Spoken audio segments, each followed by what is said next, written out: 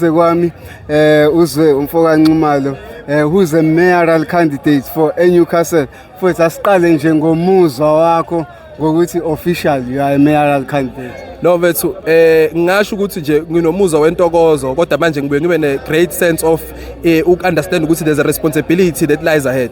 Akuyona moment yoku celebrate kuphela, moment yo accepta umsebenzi nejoko eselibekwe emahlombe ami bayiqembu lami. Ukuthenjwa ke action ese yakuyona into encane kumina.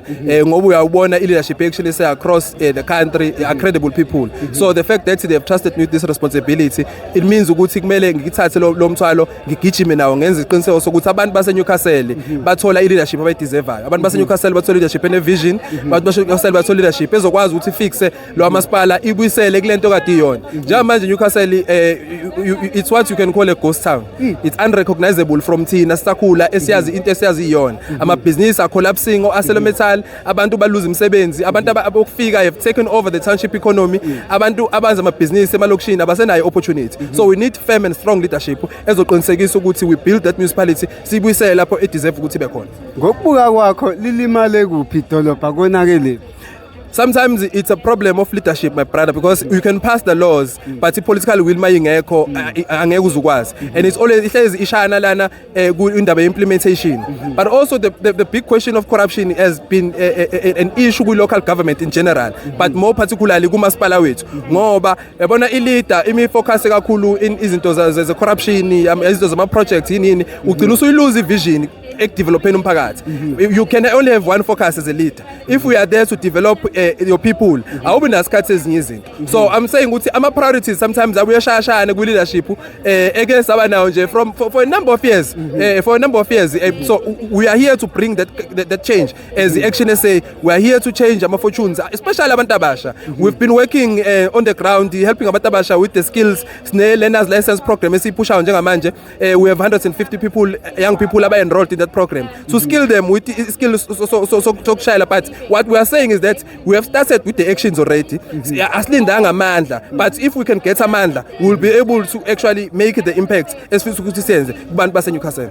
Asikhulume mfowethu ngama institutions aseke aqoka ugovernment ahlukene mhlawumbe singabala no IDEC othola ukuthi egcineni kwasayona lawa ama institutions abekele ukuthi abheke corruption now futhi they are corrupt themselves.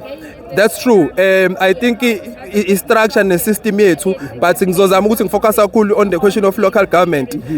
Ukuthi even ama officials amanyawo yazi you get musukhuluma nabo ukuthi abasathandi. Some of them are being forced ukuthi benze izinto abangafuni ukuthi bezenze because otherwise they are threatened ukuthi bazokhishwa iposition yabo. So we must create an environment where wonke umuntu uya excella ku responsibility yakhe without having other pressures from outside, external pressures azama ukuthi efeze inhloso zabo ngomasipala bethu. So this needs leadership, and an action say leadership is going to address that question ukuthi corruption is a no-go area for us. Corruption, a person that is corrupt, an institution that is corrupt, an organization that is corrupt, asizukufoma even noma kuthiwa kune opportunity coalition, we are not forming a coalition with corrupt organizations. We want people abashare vision yethu yokuthi sifixe omasipala bethu sifixe iNewcastle sibuyisele la kade ikhona njengomasipala owakuthi the cleanest town in the province. Azisindi icathulo ngena ngaphansi la kwana Siphi Moya osesenzele kakhulu igama. We can only be inspired by Dr. Nasiphi Moya. We should not feel threatened by her.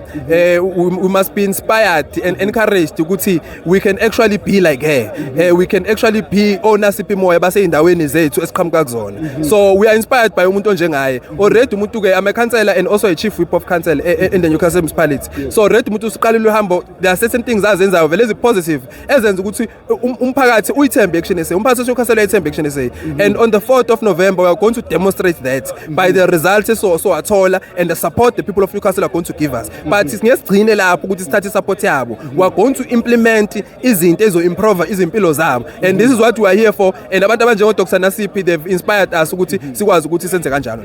Asiwamfana. Thank you my brother. Thanks.